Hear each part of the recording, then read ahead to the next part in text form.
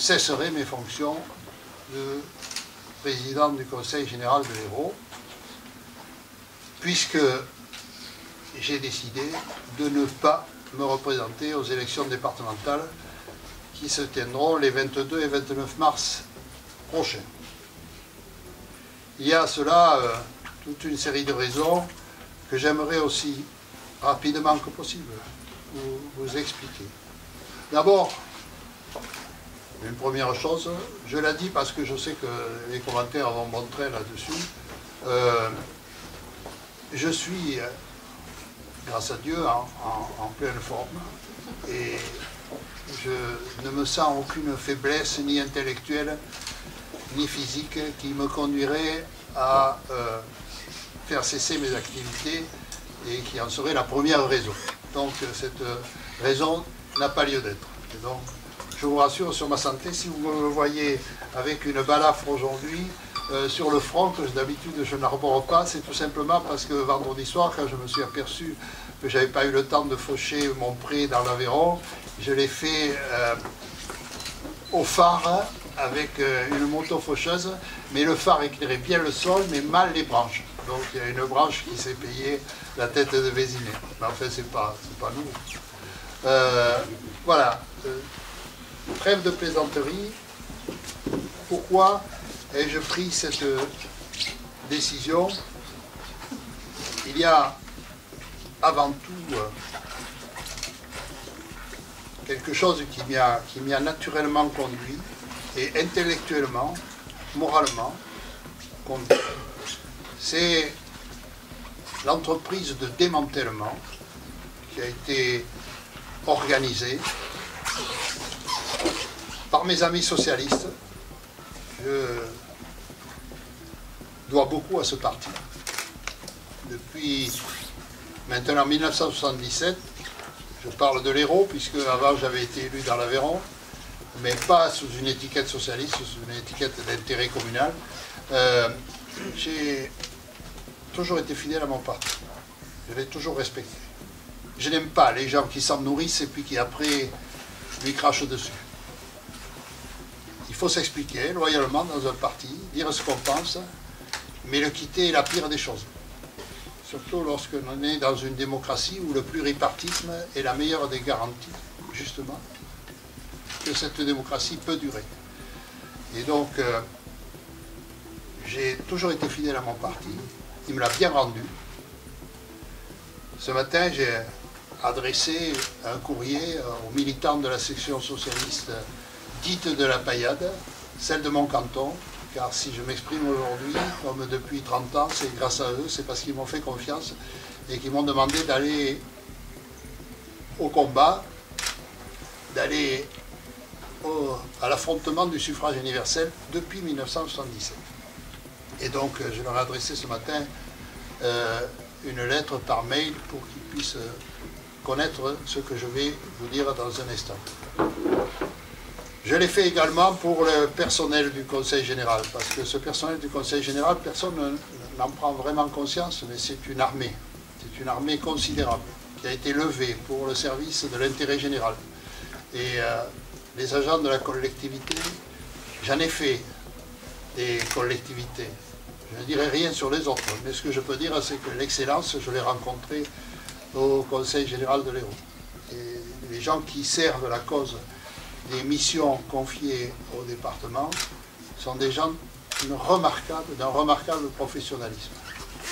Et donc, j'ai tenu aussi ce matin à leur dire ma décision, comme bien sûr à mes collègues du Conseil général, les élus, de droite, de gauche, non inscrits dans des partis. Ils ont tous reçu un courrier de moi ce matin. Et donc, vous êtes dans l'ordre naturel des choses, les médias, ceux que j'informe maintenant. Oui, il y a beaucoup de soucis à se faire pour notre démocratie, et particulièrement pour la démocratie de proximité, où les lois voulues, notamment, on ne va pas remonter au Calandre, mais bon, tout le monde sait que les départements sont nés de l'esprit de la Révolution en 1789, tout de suite, dans les années qui ont suivi, on a voulu dessiner un territoire dans lequel pouvait s'exercer l'action politique. Et les départements sont nés de cette époque avec, bon, vous savez, toute une série de considérants estimant que la taille du département permettait l'action politique. Ben, au début, c'était surtout l'État qui l'exerçait, puis petit à petit, et notamment depuis 1982, la décentralisation a été portée par le président François Mitterrand et par Gaston Defferre. Cette décentralisation, c'était une décentralisation voulue et qui s'est établie sur les bases d'un dialogue, pas toujours facile, parce que les préfets perdaient certaines de leurs prérogatives et ils n'en étaient pas très d'accord, bien sûr, je peux le comprendre, et puis les élus en prenaient de plus en plus de poids. C'est vrai que cette décentralisation voulue, elle nous a été octroyée en vertu de la confiance que nous accordait l'État. L'État nous accordait une large confiance pour conduire des missions essentielles. Alors elles sont venues les unes derrière les autres et toutes avec leur importance. Puis à un moment, l'État, pour des raisons que je n'ai pas essayé d'analyser, l'État s'est trouvé en situation difficile. Donc nous sommes passés d'une décentralisation voulue, souhaitée, basée sur la confiance que l'État donnait au département et réciproquement, et puis nous sommes passés à une décentralisation subie. C'était l'époque Raffarin. Et là, on a vu, ça avait un petit peu commencé aussi, avec Michel Rocard, lorsque nous nous sommes vus attribuer des responsabilités comme le RMI. Sauf que le RMI que nous a accordé Rocard a été financé les 2 premières années à 100% par l'État, tel qu'il s'y était engagé. Et donc nous avions la pratique et la logistique du RMI, mais nous n'avions pas de financement sur nos fonds propres à mobiliser. L'État nous accordait le financement au franc, le franc à l'époque, et non pas à l'euro, de ces missions. Et puis après, nous avons croulé sous l'abondance des compétences. Et souvent, je dis, lorsque j'ai été élu pour la première fois président du Conseil général, j'avais un budget de 850 millions d'euros. Aujourd'hui, il est de 1,5 milliard d'euros, mais j'étais infiniment plus heureux avec 850 millions d'euros que je ne le suis aujourd'hui avec 1,5 milliard. Parce que les compétences sont arrivées et les financements qui devaient les accompagner ne sont pas arrivés à hauteur où nous les espérions. Donc la difficulté a vraiment commencé à ce moment-là. Dans le même temps, on nous a sérieusement malmenés sur le plan de nos ressources. Ces ressources, elles étaient beaucoup liées à la fiscalité, avec un point de fiscalité qui pesait jusqu'à 4 millions d'euros et qui permettait, si l'on usait de ce levier de la fiscalité, de rentrer dans les finances pour y exécuter des missions d'intérêt général, des sommes importantes. Là, nous avons perdu dans un premier temps la vignette automobile. Ça a l'air de rien, mais dans un pays, dans un département où il arrive 15 000 pare-brises de plus par an, ça fait pas mal d'argent. Et Fabius a décidé de nous supprimer la vignette automobile qui avait été voulue par Ramadier à l'époque, pour ceux qui sont les plus anciens, ils s'en souviennent, pour répondre aux besoins de la personne âgée. Puis on nous a supprimé la taxe professionnelle. Alors ça, dans un département comme le nôtre, c'était considérable, parce que la taxe professionnelle ici, c'était 6-7% de plus par an, en raison de l'attractivité de ce département et de tout ce qui s'y passait. Donc c'était un levier fiscal dynamique. Ensuite, la taxe, la part départementale de la taxe d'habitation, même chose. C'était un levier très dynamique.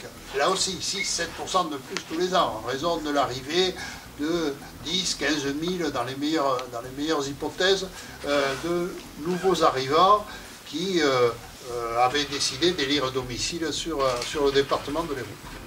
Là-dessus sont arrivés des événements qui se sont précipités au cours de ces dernières années, encore une fois, pour aller vite. Et notamment la ponction décidée dans l'article 2 de la loi des finances de 2011, pardon, c'est le prélèvement de 5 milliards d'euros sur 3 ans, à raison de 1,5 milliard sur l'ensemble des collectivités, communes, intercommunalités, départements, régions. Ça a été très dur. Ça a été très dur, parce que la contrepartie au prorata de sa population, de toute une série de critères que le département de l'Hérault a dû aligner, a été très sévère. Et il a fallu que je demande à mes services de réduire considérablement la voilure et de passer à des économies, notamment sur le fonctionnement, de l'ordre de 3% pour les budgets à venir. L'an dernier, nous avons passé le cap et nous avons présenté un budget conforme, un budget dit sincère, comparativement au budget insincère où les charges ne sont pas équilibrées par des produits. Et ça n'est pas autorisé à la collectivité territoriale. Les produits doivent équilibrer les charges sur le budget de fonctionnement. Je peux vous dire qu'à l'heure actuelle, il y a au moins une quinzaine de départements qui ne peuvent plus faire cet exercice et qui, en 2015, vont devoir rendre les clés à l'autorité de tutelle, parce qu'ils seront devant des budgets insincères. Une autre loi des finances a succédé, qui cette fois porte le prélèvement à 3,7 milliards d'euros par an pendant 3 ans, c'est-à-dire 2015, 2016, 2017. Et là, je peux vous dire que c'est l'annonce de la fin de tous les départements. S'il n'y est pas remédié, si on ne trouve pas de solution autre que celle de ponctionner, alors ça n'est pas que les départements qui sont concernés. Parce que dans ce prorata, il faut savoir que la commune, par exemple, est la première visée. Elle devra contribuer à hauteur de 2 milliards. Sur en gros les 4 milliards, la commune française, contribuer à hauteur de 2 milliards. Ce qui est la mort de la commune. Donc, derrière, dans la tête de celui qui propose le texte de loi, il y a ça, détruire la commune. Premier échelon de la proximité. Elle naît un peu avant la Révolution française, tandis que nous étions nés tout de suite après la Révolution française. Donc les deux éléments fondateurs de la démocratie de proximité sont atteints. Le département est également devant la situation pour les meilleurs départements de traiter son budget 2015. Encore ici, il y a une composante qui est venue se rajouter, c'est les intempéries. Je voudrais remercier les médias au passage, dans une parenthèse très brève, pour la relation très fidèle qu'ils ont donnée de la détresse de beaucoup de nos villages, de la ville de Montpellier aussi, mais sachez que pour nous, l'équation financière sera de l'ordre de 10 millions d'euros. Le préfet en a rendu compte hier dans un débat avec la presse, où il annonce que l'État mettra 900 000 euros, mais le département 10 millions. Comme ça, au passage. C'est bien, moi je voudrais pouvoir organiser pour dire aux autres, vous payez, et moi je reste relativement aux abris. Mais bon, le préfet n'en peut mais. Et c'est un homme pour qui j'ai beaucoup de considération et avec lequel je travaille en pleine intelligence. Mais bon, il n'est jamais que l'exécutant des décisions qui viennent d'en haut. Donc là, vraiment, les intempéries vont nous gréver considérablement le budget du département de l'Hérault et nous savons que ça n'est pas fini. Puisqu'encore ce matin, depuis ce matin 7h30, je signe des courriers à des maires qui me saisissent de l'importance des dégâts sur leur commune. Je leur demande à tous de me donner une évaluation financière précise parce que je ne sais pas où on va. Enfin, l'État, lui, sait où il va parce que les 900 000 euros, ils étaient déjà prévus dans le budget de l'État. Donc, ils vont être affectés à cet usage. Tant mieux. Tant mieux. La région, c'est pareil. Elle met 70 millions, mais ces 70 millions résultent de l'exécution du plan pluriannuel d'investissement. Donc, tant mieux que la région se mobilise, et j'en remercie infiniment mon ami Damien Alary. Mais quand même, le gros de l'effort va être fait par le département, sachez-le, sachez-le, hein, pour votre information. Et ça sera très dur. Alors à la limite, on aurait pu dire tout ça n'est qu'argent et finances, on va donner les consignes, celles que vient de donner dans une lettre de cadrage mon directeur général des services, M. Jean-Michel Paris, et de demander à tous les services une diminution de 6% de ces budgets de financement. J'ai réuni les organisations syndicales et avec elles, je peux dire que j'ai eu un dialogue social au sens le plus noble du terme et je les salue. Je les salue pour avoir entendu ce que j'avais à leur dire. 50 emplois seront supprimés de l'effectif du département. Ça n'est pas comme avant un maintien des emplois, c'est une suppression sur la masse salariale de l'équivalent de 50 emplois. Et donc, les temps se font extrêmement durs. Et malgré ce, nous avons aujourd'hui, compte tenu de ce que nous savons, la quasi-certitude que 2016 a très peu de chances d'être bouclé dans le cadre de la sincérité d'un budget. Parce que gérer, vous le savez, c'est prévoir. Or, moi, je n'ai jamais discuté un budget de l'année 0 sans penser au budget de l'année plus 1, de l'année plus 2 et de l'année plus 3. Il faut au moins, pour naviguer sur un tanker aussi lourd que l'est le département, d'avoir une prévision à 3 ans pour pouvoir ajuster autorisation de programme et crédit, de paiement. Il faut que vous sachiez à ce sujet que moi je peux faire comme tout le monde. Je peux aller sur une tribune et dire j'aime l'entreprise. Ça ne mange pas de pain. Hein. Ça fait... Les gens se lèvent et vous applaudissent. Et quand on a dit ça, on n'a rien dit. Moi, l'entreprise, accessoirement, je l'aime. Ça ne regarde que moi. Mais, par contre, je la respecte. Et je sais que c'est elle qui détient entre ses mains l'avenir de l'emploi. Le maintien et l'avenir de l'emploi. Or, nous étions un puissant donneur d'ordre. Nous le restons encore. Ce qui nous permet d'avoir des bailleurs de fonds qui nous respectent. Hein, et j'ai encore récemment signé un emprunt avec la Banque Postale à des taux incomparables. Hein, donc, de très bons taux, parce que les finances du département sont saines. Mais ça ne durera pas très longtemps. Parce que, vu les ponctions répétées, nous allons nous retrouver, nous aussi, nous qui sommes parmi les meilleurs départements au niveau financier, nous allons nous retrouver dans la très très grande turbulence. Encore une fois, ça n'est que finance et peut-être qu'on pouvait encore durer la tête hors de l'eau sur ces aspects seulement financiers. Mais il y a le reste. Et le reste, c'est les lois. La loi MAPAM est une loi qui nous a concernés très directement, puisqu'elle prévoit la création des métropoles, ce que je peux comprendre. Pour réunir des forces sur un espace de forte densité de population, c'est bien. La fusion des régions. À un moment, j'ai été partisan de la grande région, et je disais une région qui serait faite sur le mode de désignation des députés européens, par exemple une façade atlantique sur Bordeaux, une façade méditerranéenne sur Montpellier, et entre les deux une puissante capitale de région, Toulouse, ça me convenait assez, puisque les députés s'expriment au nom de cette grande région, les députés européens. Pourquoi ne pas mettre en conformité? Oui, mais ça c'était dans un temps.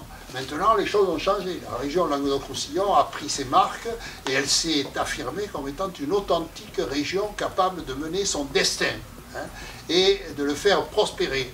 Donc, ce n'est pas le moment d'aller casser cet outil, qui est un outil qui a été fabriqué par, sans remonté là aussi au Calandre par Robert Capdeville, puis qui a été conforté par Jacques Blanc, et puis qui a été repris avec beaucoup d'efficacité par Georges Frêche, puis par Christian Bourquin, aujourd'hui j'en suis sûr par Damien Alary. Donc c'est pas un ersatz, c'est une réalité. Donc cette région est puissante et il était bon de lui donner ses chances. Aujourd'hui, en déplaçant la capitale régionale de Montpellier vers Toulouse, moi c'est pas tant ça qui me gêne, mais vous voyez, je vais prendre qu'un exemple ou deux.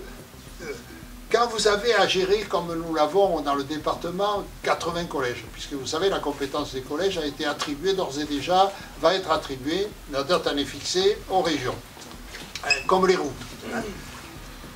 C'est autre chose que d'avoir à gérer 500, 600, 800 collèges depuis Toulouse. Vous perdez complètement la dimension de proximité. C'est pour ça qu'aujourd'hui, c'est tellement important de vivre en même temps et d'un même élan l'espace urbain et l'espace rural. C'est ce que j'ai essayé de faire pendant les 17 ans de présidence du Conseil général. Ne jamais peser l'un contre l'autre, mais toujours avoir un trébuchet très sensible permettant de donner à chacun sa chance. Les lois qui sont en préparation sont une exécution capitale de la ruralité. Mais capitale. Oh, ce n'est pas le discours tenu au Sénat la semaine dernière qui me fera changer d'avis. Monsieur Valls, qui venait de découvrir la ruralité, je pense même qu'il l'a découverte dans la région des Bauges, en Savoie, en allant voir des traites de vaches. C'était probablement la première fois qu'il prenait un contact réel avec la ruralité. Mais c'est pas ça qui fait une véritable appréciation de la ruralité. La ruralité, c'est une chance extraordinaire pour le monde urbain d'avoir à proximité, à sa porte, un espace de respiration qui lui appartient. Vous savez, là, moi, mon discours, vous l'avez entendu, il est toujours le même. Hein.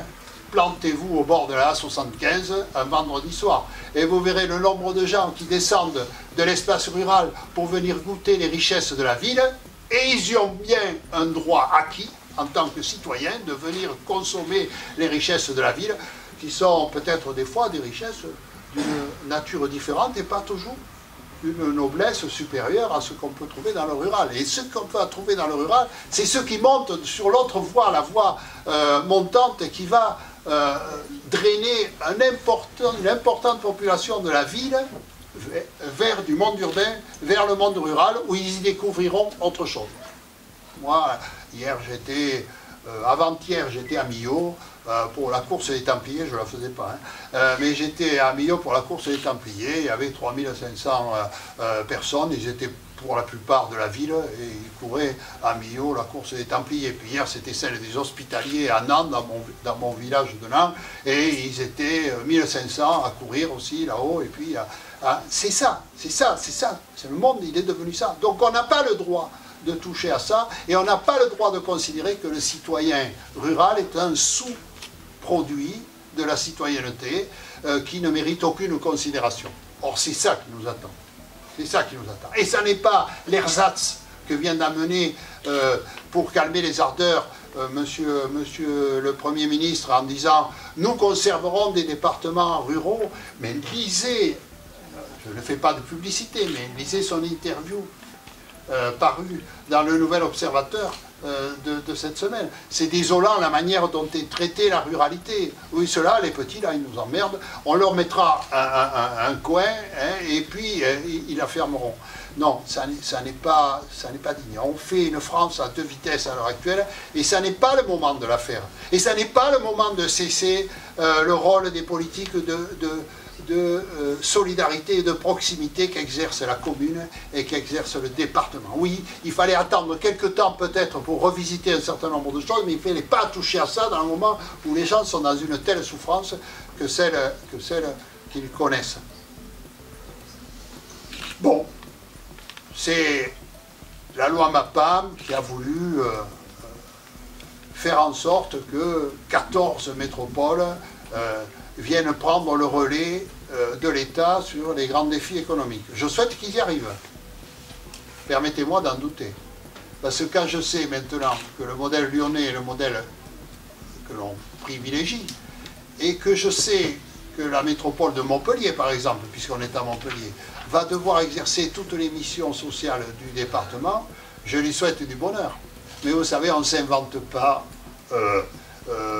dans ces domaines-là du jour au lendemain. Il faut une culture, il faut apprendre des métiers comme on doit apprendre les métiers pour réaliser des collèges de proximité, parce que le rôle du collège, c'est aussi la proximité. Et tout ça figure dans une loi où l'espace rural est oublié à l'avantage de l'espace urbain. Très bien, très bien. Quel est l'État qui aujourd'hui va seconder de tout son intérêt et surtout de toutes ses finances la métropole? Vous pouvez m'expliquer? C'est l'État français. L'État français dont je peux vous rappeler quelques chiffres. La ligne budgétaire des intérêts de la dette, c'est le même poids que le budget de l'éducation nationale. 45 milliards d'euros. Le déficit chronique, ce déficit qui nous a conduit à 2000 milliards de déficit public. Vous voyez que c'est cet État-là qui va venir aider, parce que ce qu'on va donner aux métropoles, c'est de la monnaie. C'est de la monnaie. On va faire passer de 45 € à 60 € par tête d'habitant. Faites le calcul et puis vous allez voir à quoi ça vous conduit. Ça ne vous conduit pas, en tout cas, à payer l'augmentation mécanique du RSA, par exemple, que nous avons dû assumer financièrement. Les 18% d'augmentation du RSA de l'année 2013, nous les avons entièrement assumés. Donc, l'État était aux abonnés absents. Donc, moi, je veux bien qu'on invente des concepts d'intelligence et puissants pour l'avenir de la France, mais comment peut-on faire en sorte que ça réponde à une vraie réalité qui est celle de notre pays en ce moment? Et encore, je vous en passe. Alors maintenant, le dernier truc à la mode, c'est de dire... le modèle allemand est un modèle détestable. Non, le modèle allemand, il s'est traduit par 198 milliards d'euros d'excédent commercial. Le modèle français s'est traduit par 60 milliards d'euros de déficit. Voilà. La messe est dite. Donc ne cherchons pas ailleurs les raisons de notre incurie à vouloir porter une productivité offensive. Nous avons besoin de tout reconstruire. Moi, vous savez, quand j'ai quitté la recherche, il y a 30 ans, je le savais déjà ça. Je le savais, je l'avais pressenti. Les budgets de recherche, quand j'étais chercheur, je peux vous en dire un mot quand même, quand du temps du général de Gaulle, nous recevions les crédits de la DGRST, il nous tombait des crédits importants pour mener des recherches puissantes. Puis tout ça est parti à volo, et aujourd'hui les chercheurs, qu'est-ce qu'ils font? Eh bien, quand ils ont fini leur formation, ils vont aux États-Unis, ils vont au Canada, ils vont en Chine, mais ils fuient la France. Donc le problème, il est ailleurs. De reconstruire une offensive et une productivité de l'entreprise française, c'est autre chose que de faire ce qu'on fait. Et puis arrive la loi NOTRe. Alors ça, je voudrais vous dire à vous qui êtes journaliste, d'essayer de prendre le temps de lire la loi NOTRe et de regarder ce qu'elle comporte en matière d'asphyxie de notre démocratie de proximité. Le report de la loi NOTRe, nous l'avons demandé. Alors la loi NOTRe, vous savez, c'est les nouvelles organisations territoriales. Nous l'avons demandé parce que cette loi va être discutée pendant le temps où auront lieu les élections cantonales et les élections départementales. C'est-à-dire qu'on va demander à des citoyens de voter, de donner le mandat du suffrage universel, l'onction du suffrage universel à des élus qui n'auront plus aucune espèce de pouvoir, par exemple sur le territoire de la métropole. Moi, je ne sais pas, j'espère que les gens iront voter par devoir civique, mais je commence à en douter sérieusement, parce que si vous voulez donner comme un mandat à quelqu'un qui n'a plus aucun pouvoir. Pendant ce temps, les pouvoirs traditionnels du département seront exercés par des conseillers de la métropole qui, eux, n'auront pas accès au département. Alors, ici, vous avez vu l'allure que ça prend. Enfin, on est dans un délire complet, quoi. Je peux le comprendre. Le président de la métropole, qui est quelqu'un que je connais bien, puisqu'il a été 13 ans chez nous, et que j'en garde un souvenir ému. Il avait les délégations qu'il avait demandées, mais il ne les a jamais regardées. Mais peu importe, c'est un homme de qualité, puisqu'il avait fait un pari, il a gagné. Hein, il l'a gagné. Il a gagné en crachant dans ce parti qu'il avait fait ce qu'il était déjà avant, quand même. Ça, il ne faut jamais l'oublier, parce qu'à un moment, ça se paye, ça. Hein. L'agglomération et la métropole m'intéresse, ça, c'est l'affaire de Lévitat, mais pas moi. Il a changé d'avis après avoir signé une charte sur le non-cumul des mandats. Et puis après, il a dit, je m'intéresse à la région, et je veux la région. Donc, il veut la région. Et maintenant, il s'intéresse au département, et il dit, je veux le département. Et il désigne ses candidats. Non, mais franchement, on est tombé sur la tête. Hein. Il n'y a pas un média qui le dénonce. Vous trouvez ça très bien, mais moi, je vous le dis aujourd'hui, parce que mon exercice est un exercice de sincérité et de respect que je vous porte. Mais j'espère qu'en retour, je reçois le vôtre pour entendre ces choses-là. Hein. C'est incroyable. Bon, la dernière en date, c'est qu'il décide au compte-gouttes qu'on va tuer Sylvie Buffalon, hein, qui est une conseillère générale dont j'apprécie ô combien les qualités exceptionnelles. Mais on dit on va la faire tomber. Hein. Puis on dit on va faire tomber Morales. Et on désigne une personne pour faire tomber Morales. Parce que Morales et Buffalon avaient eu l'imprudence de soutenir Jean-Pierre Moore. Bon, ensuite, il dit, eh bien mon dernier défi, c'est de faire tomber le canton 1, qui regroupe entre autres le 9e canton dont je suis l'élu. Si ça devient un jeu, et il dit, je serai le patron du département par personne interposée. Là, ça ne peut plus tenir la route. Et ça le conduira aux pires inconvénients. Aujourd'hui, personne n'ose le dire parce que tout le monde a peur de lui, mais moi, je le dis. Parce que, vous savez, je n'ai pas oublié que pendant qu'il était en campagne, il était très angoissé et il me demandait sans cesse rendez-vous pour me demander conseil sur la manière de conduire sa campagne. Moore ne l'a pas fait, lui l'a fait, et j'espère lui avoir donné de bons conseils, puisqu'il a été élu. Voilà. Hein. Le lendemain de son élection, à 17 h, le lundi, il était dans mon bureau, en me disant qu'est-ce que je dois faire maintenant. Et maintenant, bien sûr, il choisit les candidats des différents cantons constitutifs du département, pas seulement de la ville, du département, en disant, ouais, mais ça va nous conduire où? Je ne sais pas, hein, mais j'ai le vertige quand je vois ça. J'ai le vertige, je me dis, mais qu'est-ce qui va se passer?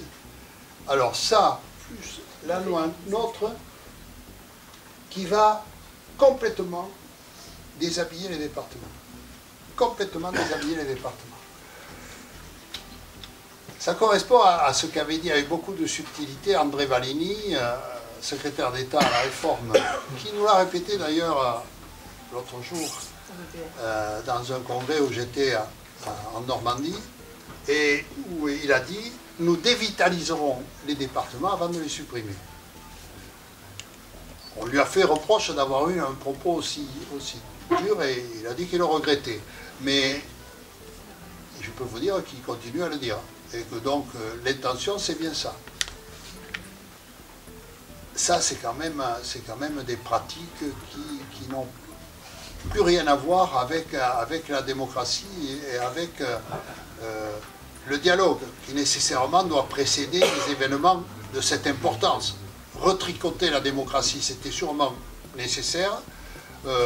D'ailleurs, nous, à l'Association des départements de France, nous avions fait des propositions pour la mutualisation des efforts, pour y compris le changement des compétences. Moi, je vous l'ai dit. Alors là, c'est un comble. On nous conserve le SDIS. Hein.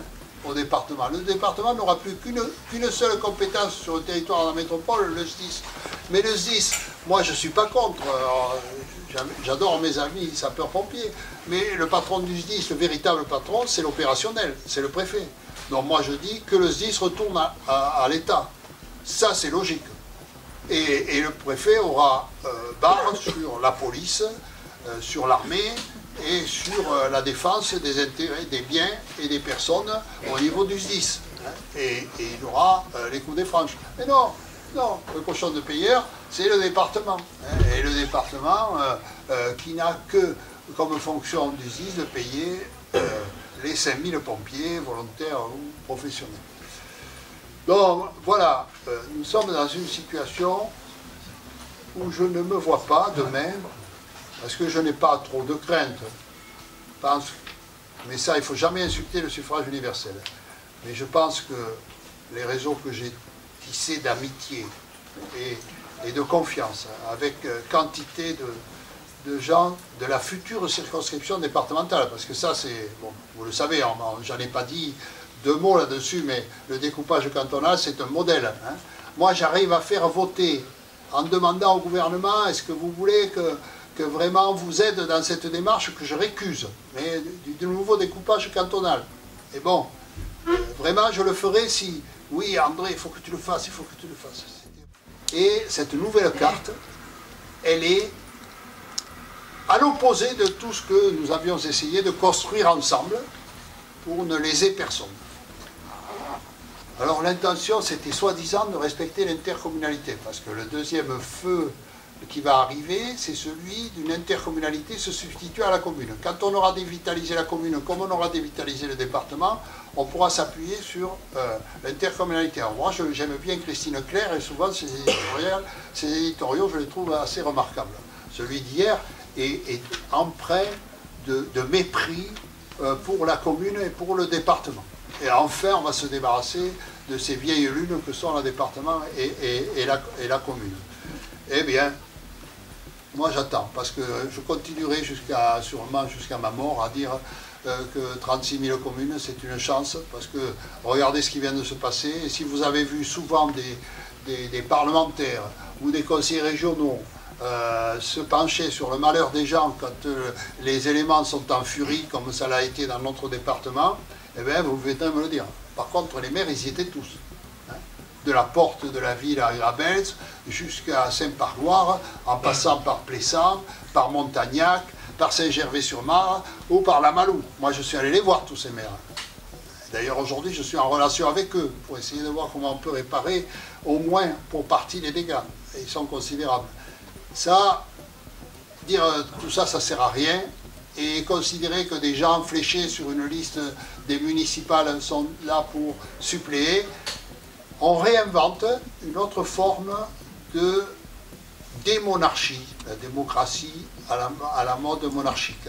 Hein. On est en train de créer des seigneurs, hein, et puis des barons et des ducs. Hein. Il y aura les duchés, les baronnies, mais ça ne me semble pas être de bon augure. Alors, pour toutes ces raisons, et j'en oublie, et j'en aurais beaucoup à vous dire encore, j'ai tout pesé, le pour, le contre, le nombre de messages que je reçois ce matin, depuis que les mails que j'ai envoyés ce matin ont été à leur destinataire, me laisse à penser que j'ai encore beaucoup d'amis qui regrettent ma décision, mais c'est ainsi. C'est ainsi. Et de toute façon, cette décision, elle n'appartenait qu'à moi. Et puis en plus, c'est une décision de respect pour le parti auquel j'appartiens. Parce qu'à partir dans 3 jours, 4 jours, les candidatures pour les cantonales, pour les départementales, puisque c'est ainsi qu'on va les appeler. Et au passage, d'ailleurs, je vous signale que ça va coûter à peu près, j'ai fait faire l'évaluation, 2 millions d'euros de changer la mention Conseil général par la mention département. Parce que ce sera une obligation de la loi. Tous nos papiers en tête vont être foutus au pilon pour remplacer par département de l'Hérault. hein. Les voitures, tous les logos, tout ça doit disparaître dans les meilleurs délais. Vous voyez un peu, quand on parle de gabegie d'argent, là on est dans l'excellence. Donc, toutes ces raisons, je ne me vois pas demain, mettons les choses au mieux. Je suis réélu sur mon canton, sur mon nouveau canton, avec mon binôme, nous sommes réélus, et puis je m'installe devant l'hôtel d'Alco, et là je vends à la découpe les missions du Conseil général. J'ai quelques mois pour ça. Hein. J'en donne un morceau à la région, un morceau à la métropole. Je vends tout ce que j'ai contribué avec d'autres avant moi à construire avec passion et à élaborer avec passion. Ça, vous voyez, c'est ma faiblesse. C'est sûrement ma faiblesse. Je ne me sens pas le courage de faire ce genre de truc. Je n'en ai pas envie.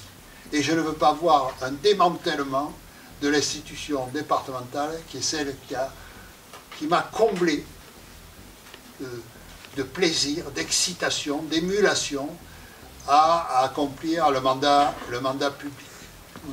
Vous n'imaginez pas quel bonheur est le mien lorsque le matin, je me lève de bonne heure pour partir et aller au département, m'occuper de ce département qui est une bénédiction du ciel, qui nous a été donnée.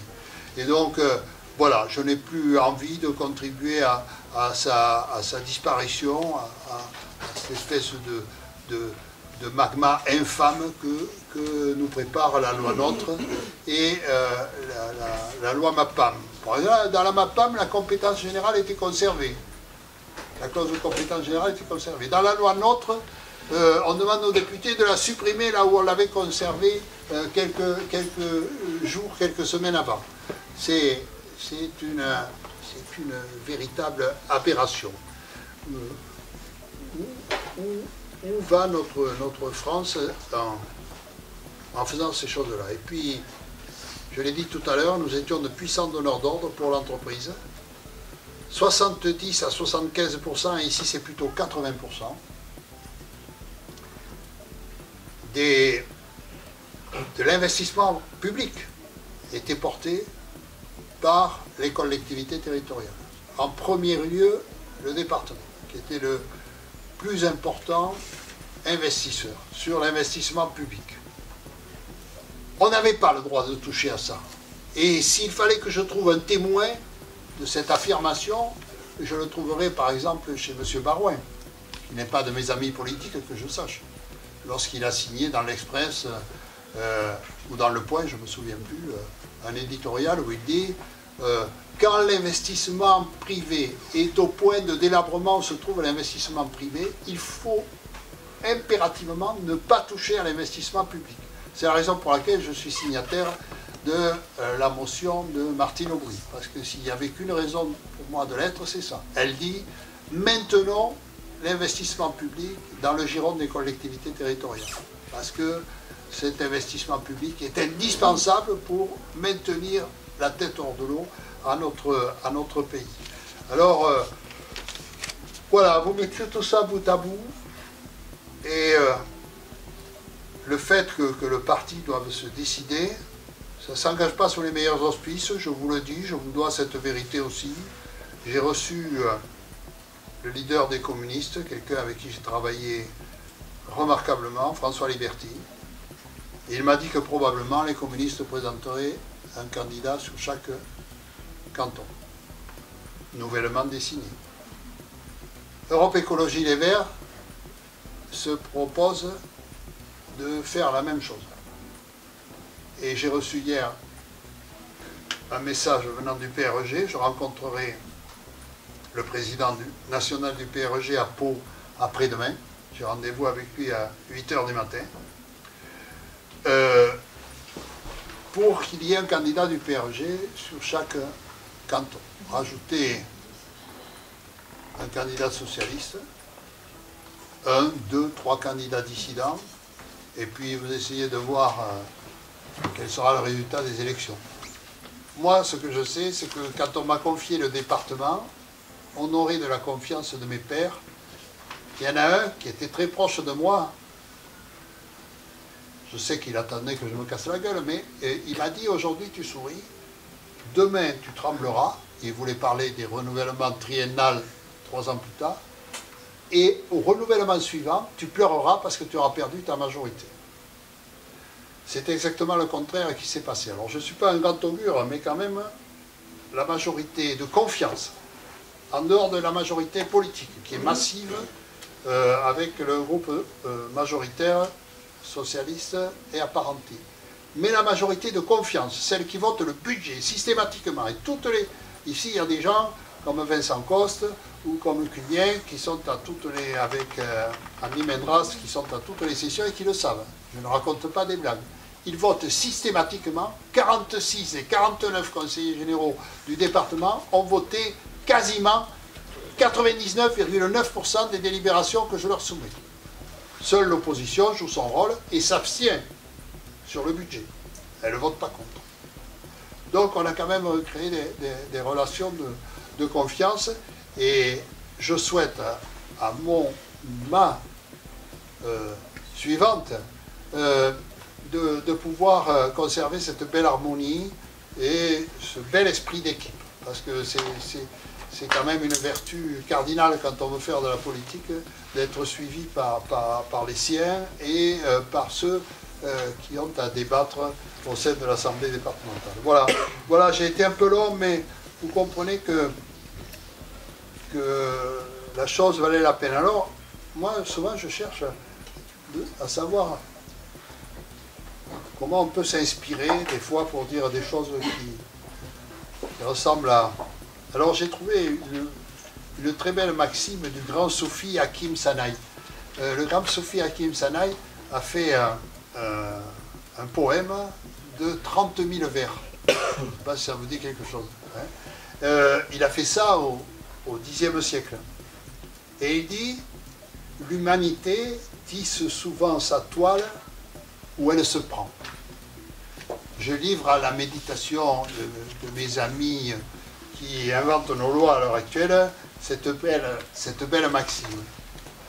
Et puis cet été, j'ai relu avec plaisir Montaigne. Vous savez que Montaigne est très à la mode. Il n'a fait qu'un livre, Montaigne. Il a fait les essais et puis c'est tout. Hein. Mais c'est une ressource permanente de vivification et de vigueur. Il dit, la morale privée ne doit jamais le céder au principe de la raison d'État qui prétend que la fin justifie tous les moyens. Ça, c'est une belle phrase. Et puis, comme je suis jaurétien de naissance, je pense à ce qu'a dit Jaurès. Le courage, c'est de dire la vérité, c'est de chercher la vérité et de la dire. Et finalement, il a dit ça un certain nombre de siècles après le grand soufi qui avait dit ce qu'il a dit dans le grand jardin muré de la vérité. Et puis, n'oubliez pas aussi que Jaurès a dit il faut comprendre le réel pour aller vers l'idéal. Je réponds à vos questions. Est-ce que ça veut dire qu'en mars prochain, vous arrêterez la politique, purement et simplement? Oh, ça, il ne faut jamais dire, Fontaine, je ne boirai pas de ton nom. Hein. Je reste quelqu'un qui est intéressé par la chose politique.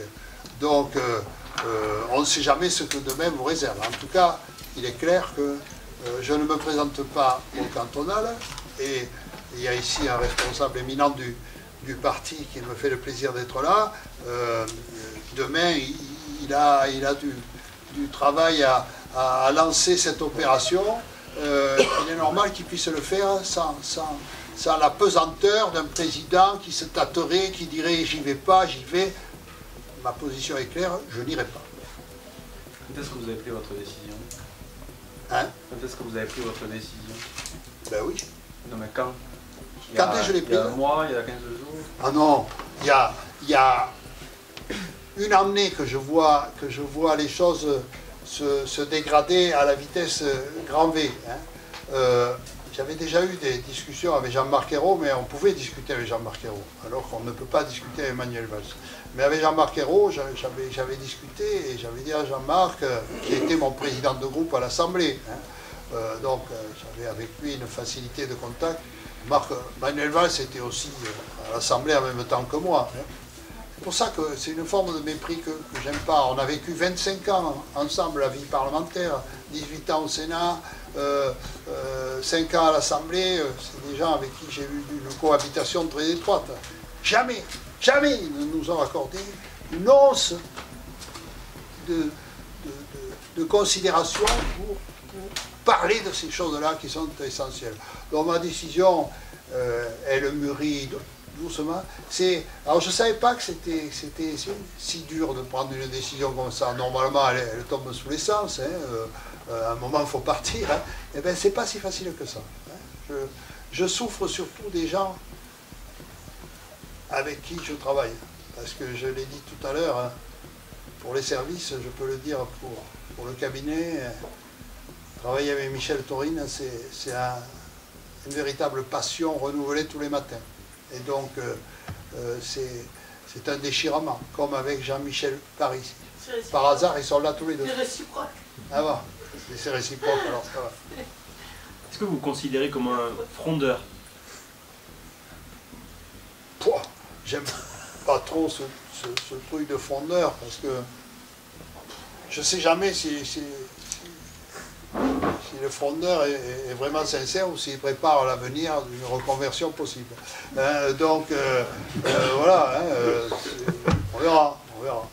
on verra. Mais moi, je ne me sens pas un frondeur, non. Avant présente, deux petites questions. Qui se présenterait pour vous alors sur ce canton?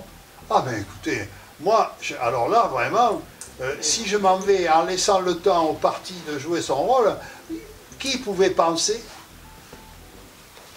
que je me présenterai à la Payade en 1985 hein? Qui pouvait penser que je serais le président du Conseil général? Vous voyez, hein? Vous savez l'estime que j'ai pour Gérard Sommade, hein? Et après sa disparition, je ne cesse de lui rendre hommage au département pour les sillons qu'il avait tracés et que j'ai modestement amplifiés, ou j'en ai aussi ouvert d'autres. Hein.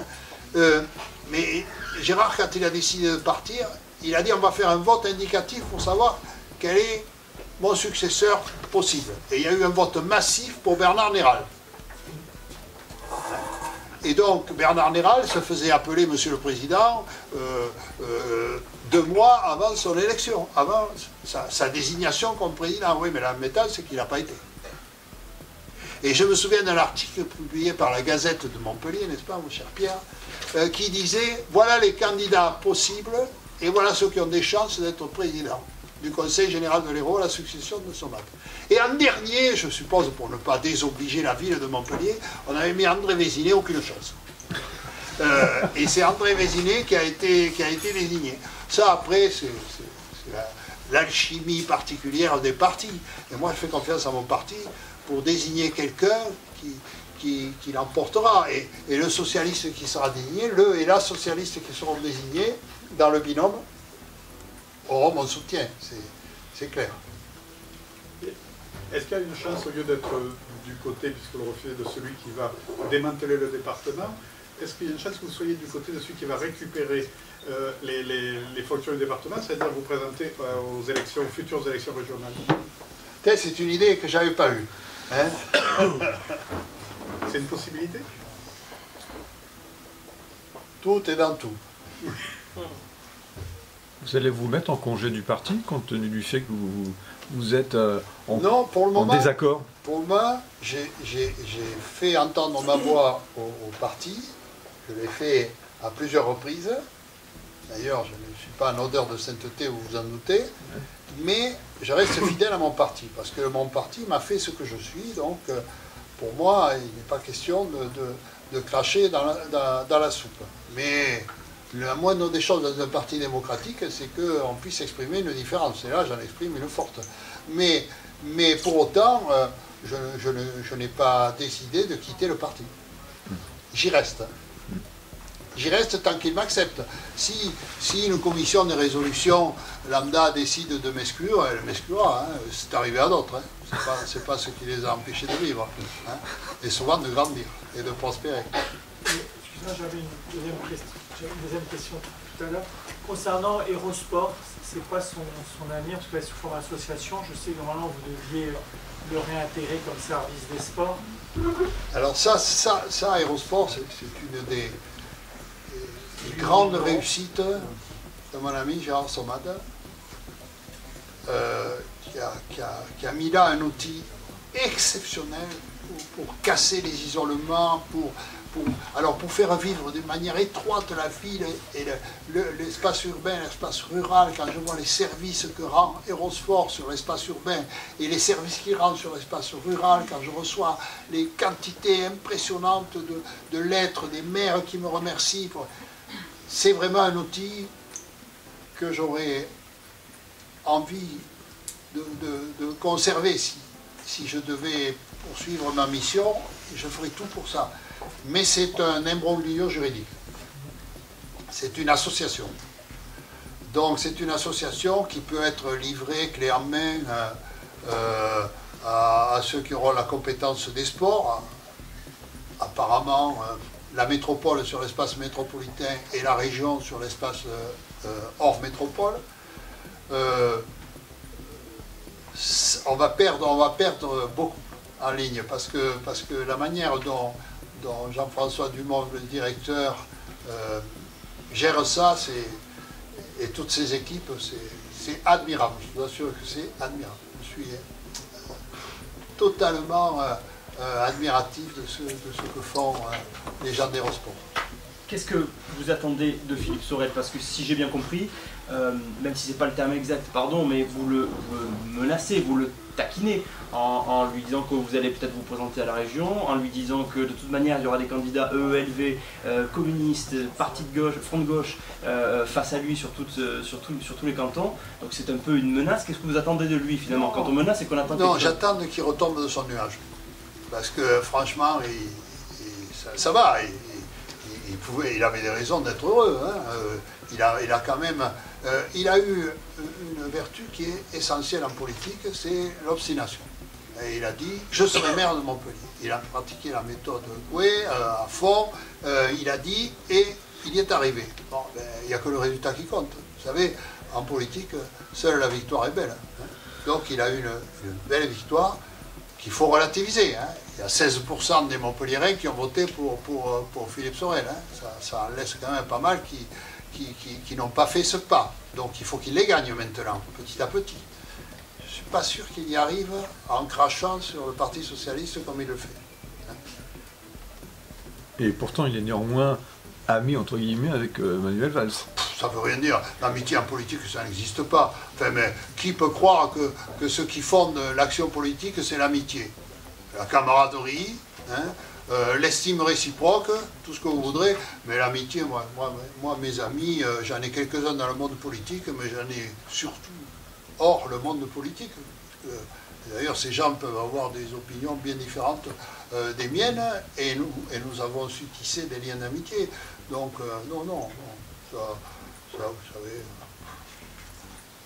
Vous avez parlé de la suppression de 50 emplois au Conseil général. Est-ce que vous pouvez peut-être détailler un petit peu à la fois quand est-ce que ça va intervenir et dans quelles circonstances? Enfin, je suppose que c'est des non-remplacements. Non, je ne suis pas en mesure de vous dire aujourd'hui. Bon, la donne qu'on a élaborée, alors le budget n'est pas encore arbitré. Je l'arbitrerai dans 15 jours. Hein. Et là, je peux vous dire que je reste le président du Conseil général jusqu'en avril. Hein. Et on ne va pas venir me chatouiller là-dessus. Je jouerai mon rôle d'exécutif jusqu'au bout. J'arbitrerai comme il convient pour que le département garde la tête hors de l'eau. Voilà, c'est dit, et il n'a pas à y revenir là-dessus. Par contre, oui, 50 emplois, on pense que c'est un effort que nous pouvons faire, mais cet effort ne peut pas s'imaginer. C'est pour ça que les premiers que j'en ai informés, c'est les partenaires sociaux. Et j'ai trouvé autour de moi des partenaires sociaux capables d'entendre ce discours. Il y avait là ceux de la CGT, ceux de la CFDT, ceux de Force ouvrière et ceux de Sud. Et ils ont entendu ce que je leur ai dit, et maintenant nous sommes dans une logique de dialogue social pour permettre à cet exercice très compliqué de se réussir dans un relatif consensus, parce qu'on ne va pas voir des organisations syndicales applaudir parce qu'on supprime 50 emplois. Mais ils l'ont entendu, ils sont prêts à se mettre autour de la table pour arriver à cet objectif. Et ça, c'est un peignage fin. Vous savez, le département, c'est des agences techniques et sociales sur l'ensemble du territoire, c'est des gens partout, et donc il faut savoir où et dans quelle mesure on peut soulager ici, réduire un peu ici, sans pénaliser l'action publique.